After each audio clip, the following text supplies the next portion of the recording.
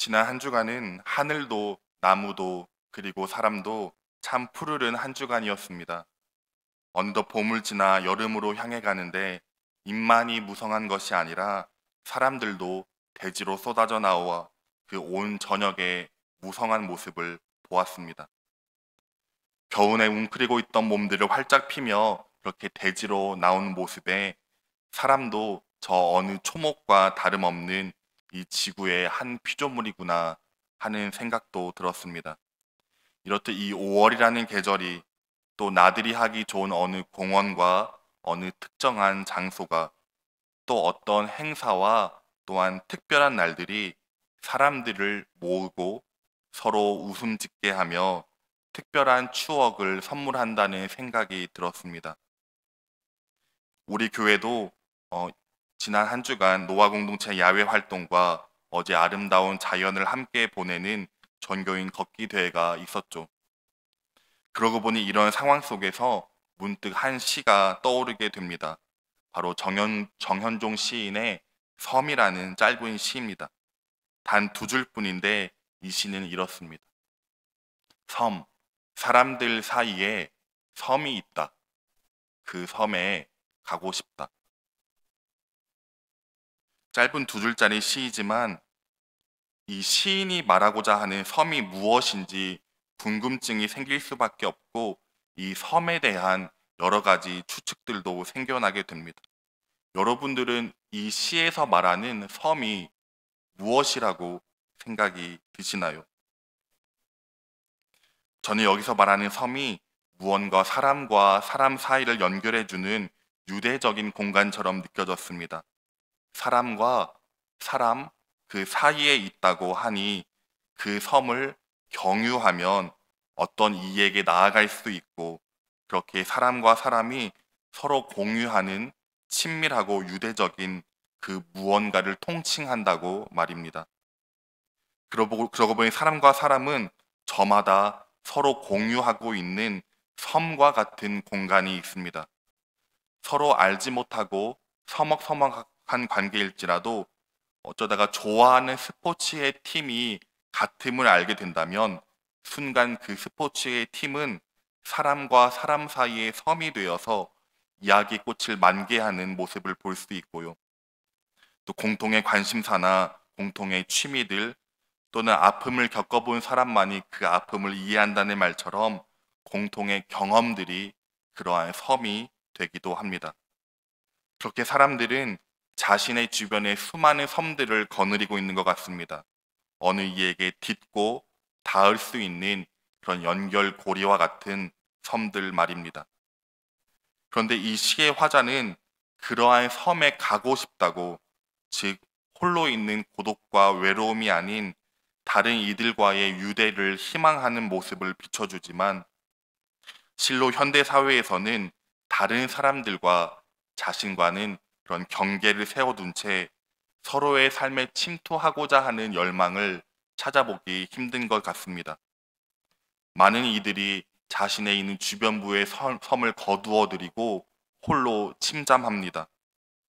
때로는 과잉 포장이라고 하는 두꺼운 벽이나 자존감과 자랑이라는 고고한 탑을 쌓아둔 채로 다른 이들이 자신의 내면으로 침투하지 못하도록 거부합니다. 어떠한 SNS를 보더라도 화려한 여행지의 사진이나 고급스럽고 맛있는 음식 등 자기 자신을 둘러싼 화려하고 두꺼운 포장지가 있는 반면에 그 두꺼움으로 인해 오히려 타자와의 친밀한 인격적 교제에는 벽을 느끼기도 합니다. 다른 이들에게 그렇게 SNS를 통하여 자신의 삶을 보여줌으로써 그것을 소통이라고 말하지만 진실된 사람과 사람 사이의 인격적인 소통이라 느껴지지 않는다는 것입니다.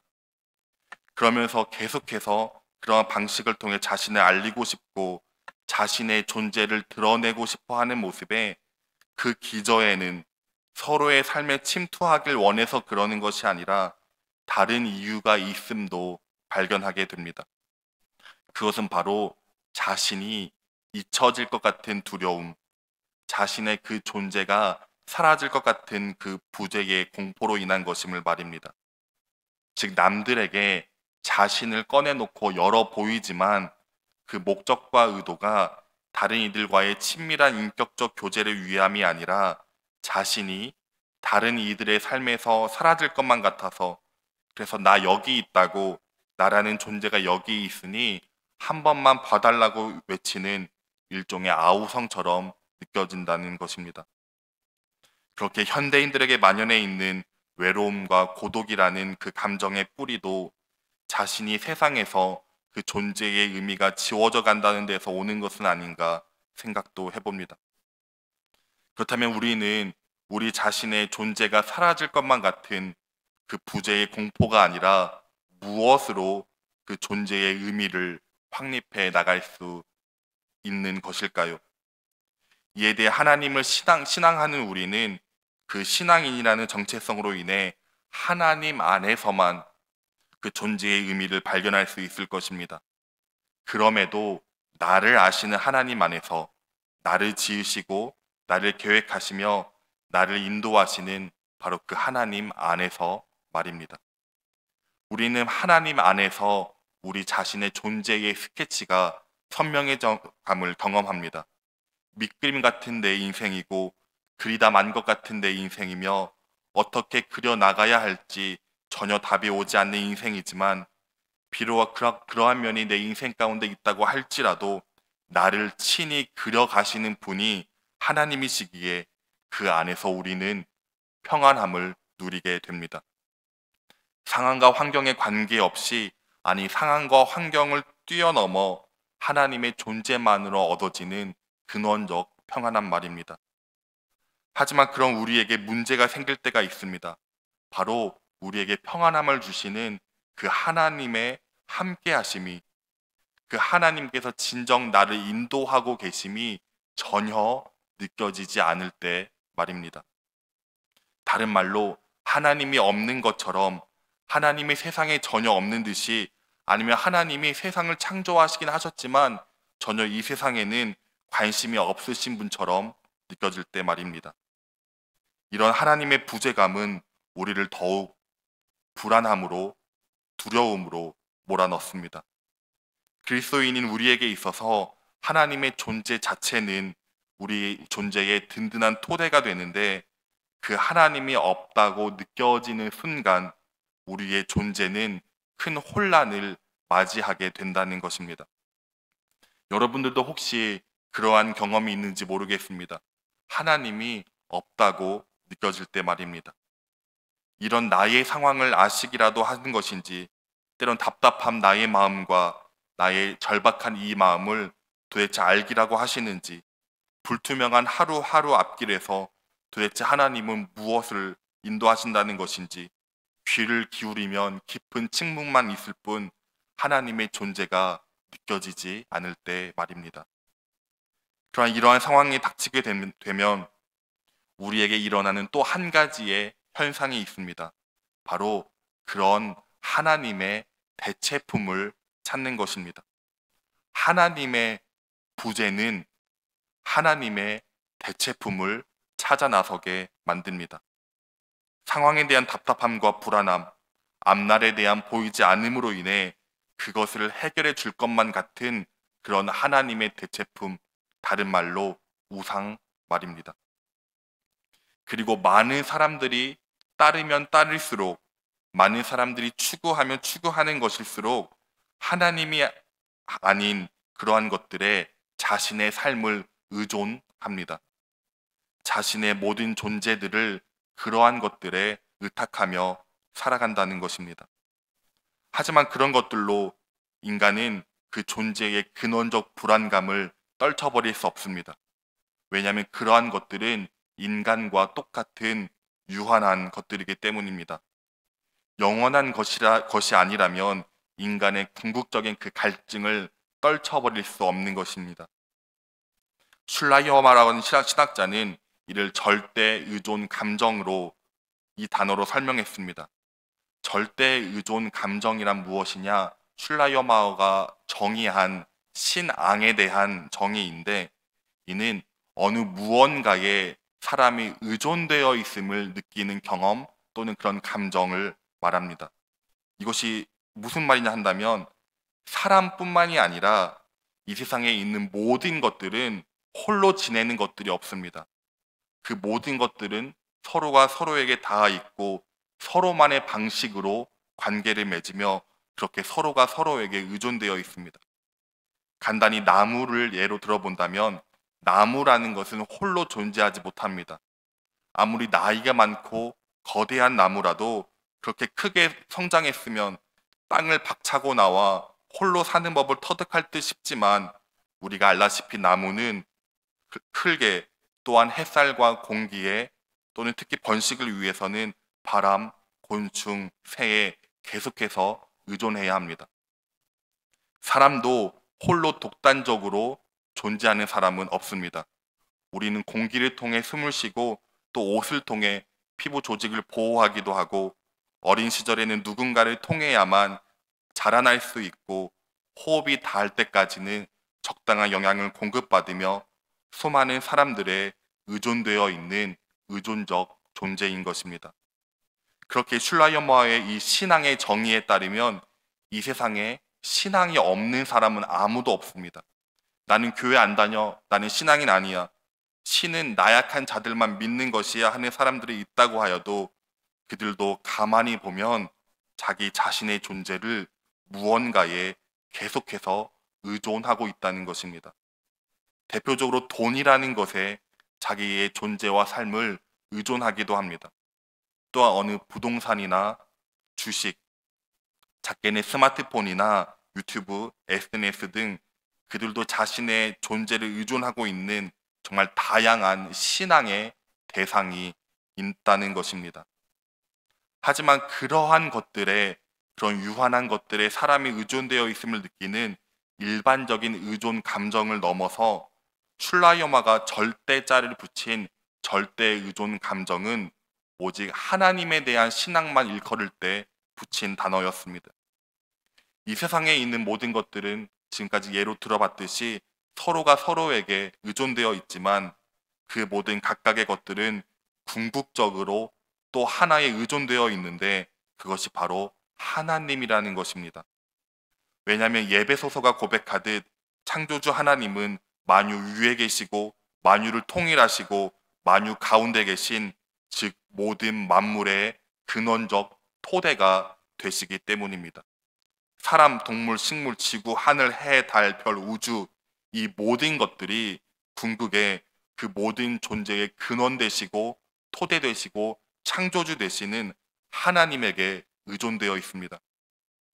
그래서 이 나라는 존재도 돈과 같이 유한한 것들이 아니라 내 존재의 근원적 토대 되시는 하나님께 대하여 내가 의존되어 있음을 느끼는 그런 경험과 감정, 그것을 절대 의존 감정이라 하였고 그것을 신앙이라 정의했습니다.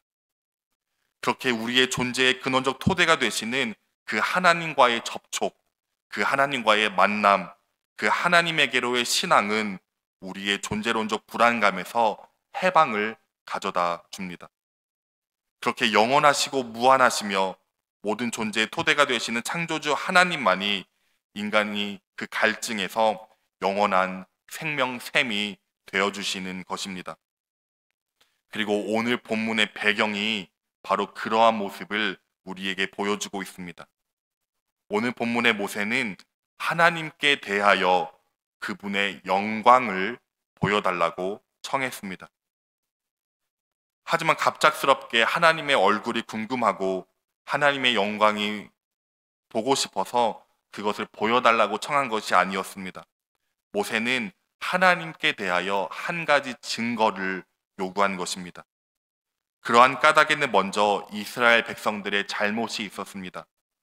모세가 시내 산에서 하나님과 대면하여 여러 가지 계명들을 받고 있을 때에 모세가 산에서 내려옴이 더디자 백성들은 하나님의 부재를 경험하게 됩니다.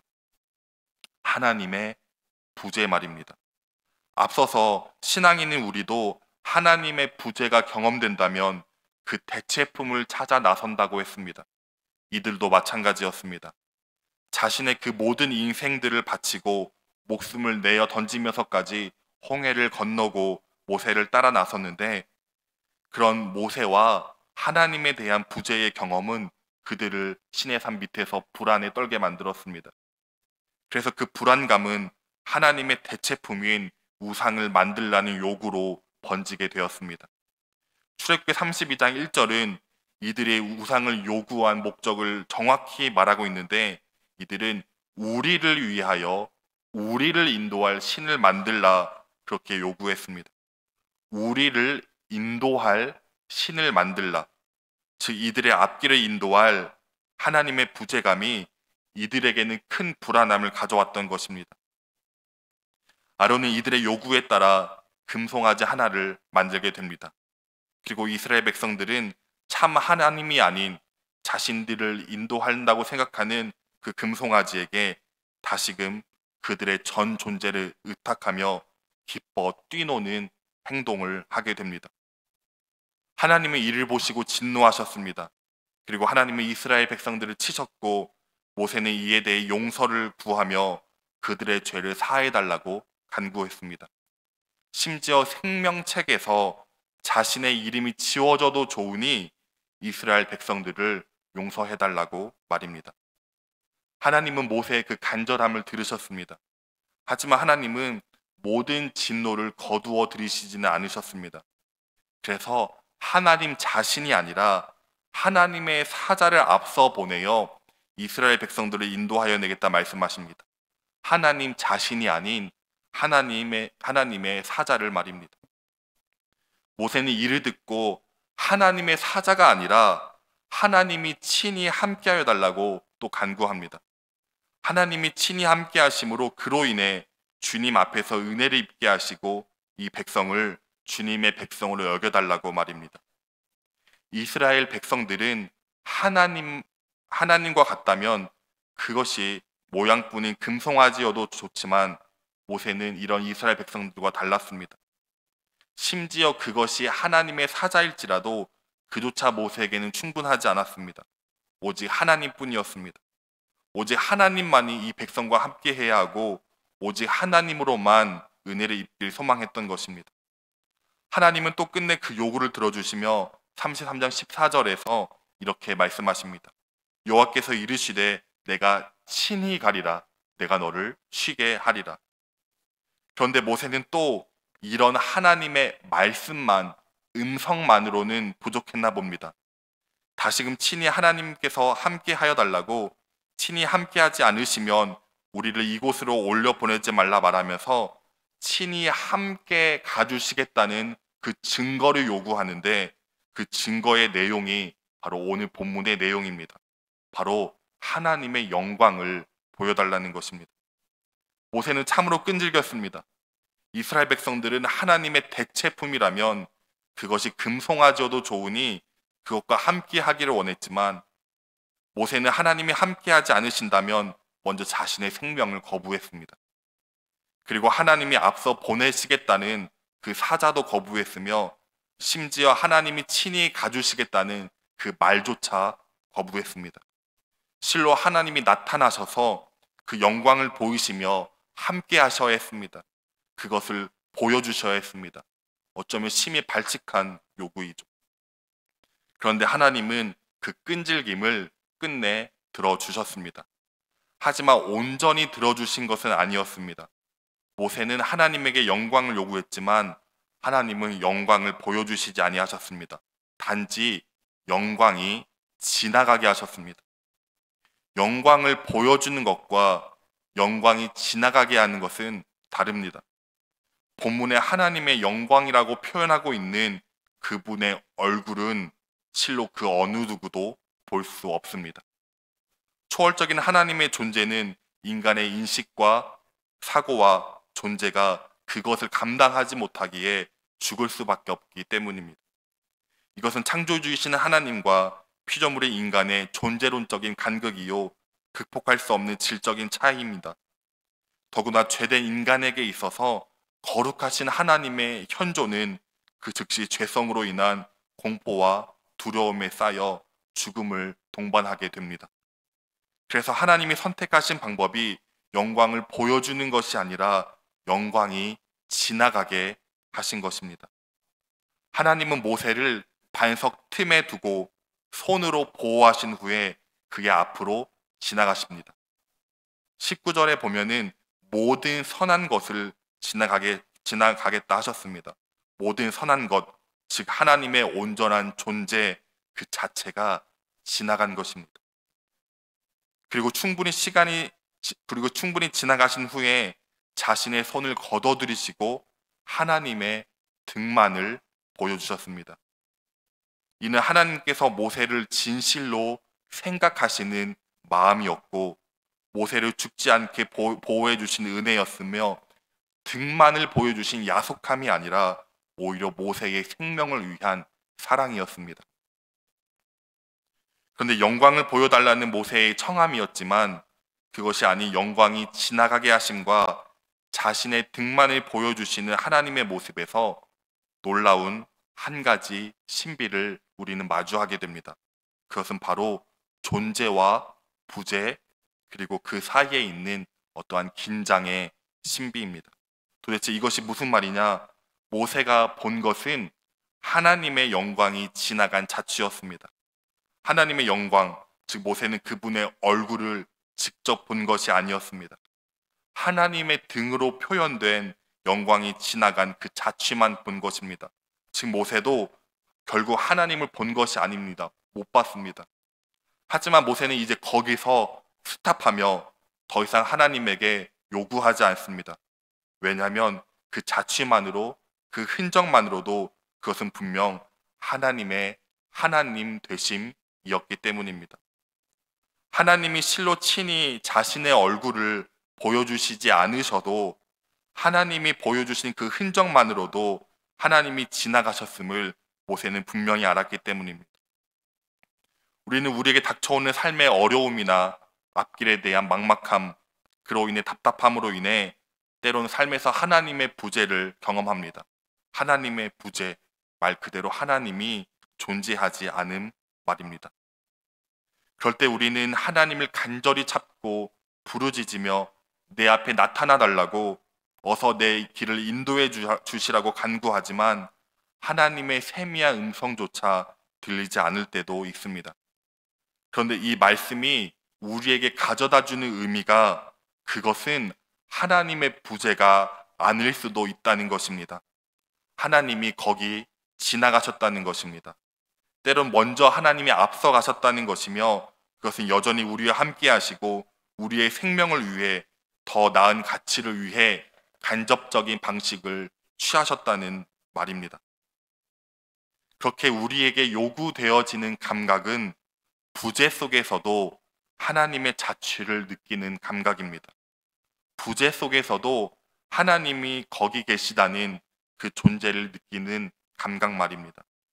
이와 비슷한 감각으로 한 사상가는 하나님에 대해 독특한 표현을 사용하였는데 바로 없이 계신 하나님이라는 표현입니다. 없이 계신 하나님, 되게 독특한 표현이죠. 왜냐하면 실로 이 존재라고 하는 것이 있습니다. 이 존재라고 하는 것을 감싸고 있는 것은 무이기에 하나님은 그 무와 유를 포괄하는 그 전 존재 되시는 분, 그렇게 하나님은 없음도 포함하여서 없이 계시다라는 것입니다. 이는 존재와 부재, 무와 유조차도 포괄하는 즉 전 존재 되시는 하나님에 대한 놀라운 이 사상가의 통찰이었습니다. 이러한 통찰은 또한 우리에게 부재 속에서도 없음 속에서도 그 흔적 속에서도 하나님을 경험할 수 있게 하는 좋은 사고의 뿌리가 됩니다. 그렇다면 우리는 어떻게 부재 속에서도 없음 속에서도 흔적 속에서도 더 구체적으로 하나님을 경험할 수 있다는 것일까요? 모세는 하나님께 영광을 보여달라 했지만 하나님은 영광을 지나가게 하셨고 등만을 보여주셨습니다. 그런데 모세는 그러한 하나님의 등에서 다른 말로 영광의 흔적에서 한 가지 경험을 하게 됩니다. 바로 바위 틈과 손으로 자신을 친히 보호하여 주시고 등만을 보여주신 모습 가운데 새겨져 있는 모세의 생명을 위한 하나님의 인격적인 사랑 말입니다. 마찬가지로 우리도 부재 속에서도 없음 속에서도 자취 속에서도 하나님께서 지나가신 흔적이 있습니다. 우리를 위해 자신의 사랑을 새겨 놓으신 흔적, 바로 예수 그리스도의 십자가입니다. 예수 그리스도의 십자가는 어제나 오늘이나 영원토록 우리를 향하신 영원한 하나님의 흔적입니다. 우리를 사랑하신 그 사랑을 새겨 놓으신 영원한 사랑의 그 증표입니다. 그래서 로마서의 기자도 예수 그리스도의 십자가로서 하나님이 우리를 향한 자신의 사랑을 확증하셨다, 그렇게 말씀했습니다. 요한일서의 기자도 하나님의 궁극적인 사랑이 바로 여기 있다고 선언하면서 우리가 하나님을 사랑한 것이 아니요 하나님이 우리를 사랑하사 우리 죄를 속하기 위하여 화목제물로 그 아들을 보내셨다 말씀합니다. 그렇게 우리 때론 하나님의 음성이 들리지 않을 때, 하나님이 보이지 않을 때, 하나님의 부재가 경험되어질 때, 그럴 때가 온다면 우리의 시선을 돌려 십자가를 바라봅시다. 십자가 향하기를 놓지 맙시다. 그 십자가를 붙들며 나갑시다. 그렇다면 비록 지금은 들리지 않고 보이지 않지만 우리 생명의 근원적 토대가 되시는 하나님께서 그 꺼져가는 심지를 끄지 아니하시고 상한 갈대를 꺾지 않으시며 지금도 여전히 우리의 생명을 붙들고 계심을, 보호하고 사랑하고 계심을 진실로 경험하게 될 것입니다. 그렇게 십자가를 바라보기를 놓지 않아 그 안에 새겨있는 우리를 향한 하나님의 사랑으로 이제는 하나님의 부재에서 하나님의 존재로, 하나님 없음에서 그조차 하나님의 품 아니었음을 경험하게 되는 놀라운 만남으로 나아갈 수 있기를 소망해 봅니다. 한 책의 구절을 소개하며 말씀을 마쳐보고자 합니다. 이 하워드의 선물이라고 하는 책을 보면은 삶의 균형 잡기에 대한 글이 나옵니다. 우리는 모두 삶이 평안하길 원하고 평탄한 곳에서 정말 어떠한 흔들림도 요동도 없는 그런 균형 잡힌 삶을 영위하기를 원합니다. 그것은 신앙인인 우리에게도 마찬가지일 것입니다. 어떠한 흔들림 없는 신앙, 어떠한 상황이라도 하나님의 존재 안에서 우리의 존재가 깊은 평안함을 누리는 그런 균형 잡힌 신앙인의 삶을 살기를 누구나 원하곤 합니다.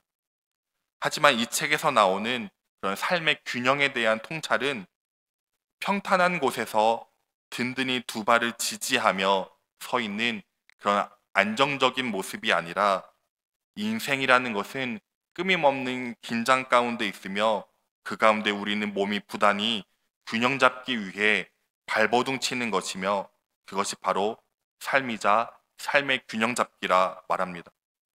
마치 서커스 단원이 외발 자전거를 타며 양손에 6개의 저글링 볼을 돌리는 것처럼 말입니다. 우리 그리스도인들의 삶은 마치 그러한 삶입니다.